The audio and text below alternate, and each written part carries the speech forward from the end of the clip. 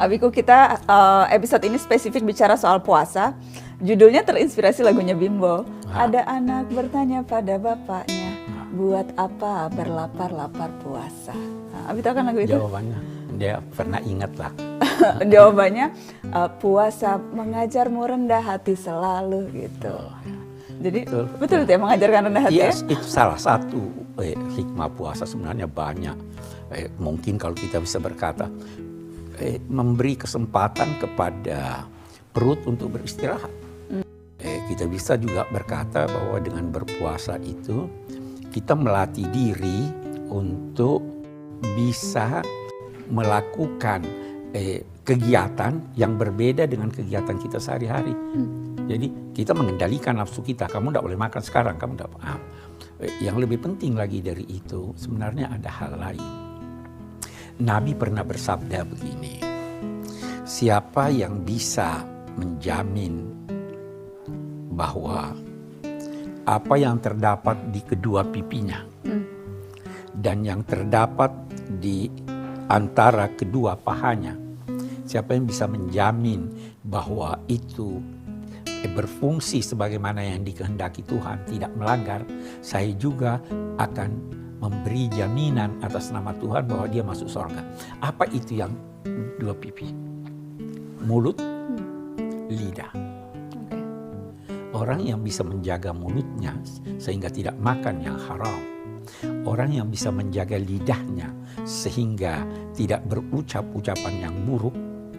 Orang yang bisa menjaga dorongan nafsunya sehingga tidak mengumbarnya, itu dia sudah bisa menjamin paling tidak setengah dari ajaran agama. Nah, puasa begitu.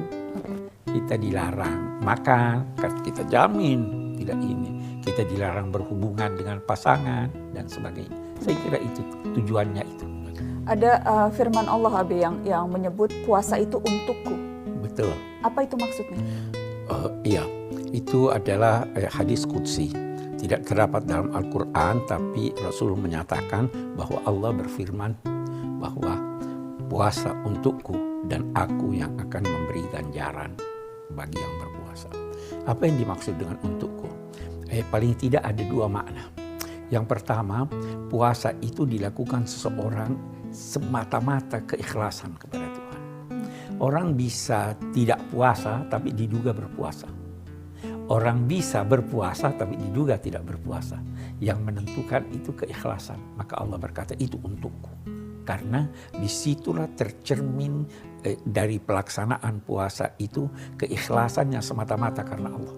Karena dia bisa bohong dianggap puasa, dia bisa berpuasa tapi dianggap tidak berpuasa. Itu satu maknanya.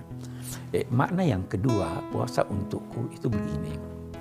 Islam menganjurkan umatnya untuk meneladani sifat-sifat Tuhan. Tuhan Maha Pengasih, jadilah pengasih. Tuhan Maha kaya, dalam arti tidak butuh sesuatu, kurangilah kebutuhanmu.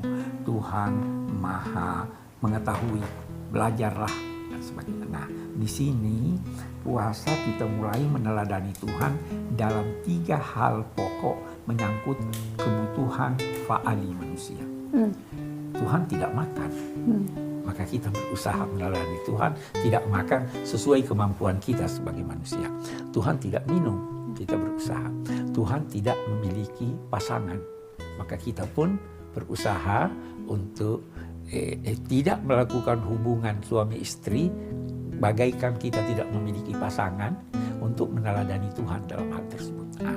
Sehingga dia katakan itu puasa untukku, puasa untuk meneladani aku. Hanya tentunya kita harus garis bawahi, meneladani Tuhan itu bukan hanya tidak makan, tidak minum, dan tidak hubungan seks, tapi dalam sifat-sifatnya yang lain pun kita hendaknya meneladaninya sesuai kemampuan kita sebagai makhluk. Oke, tapi minimal yang bisa kita lakukan selama berpuasa yang secara kasat mata tampak, tidak makan, tidak minum, dan tidak berhubungan pada saat waktu siang hari.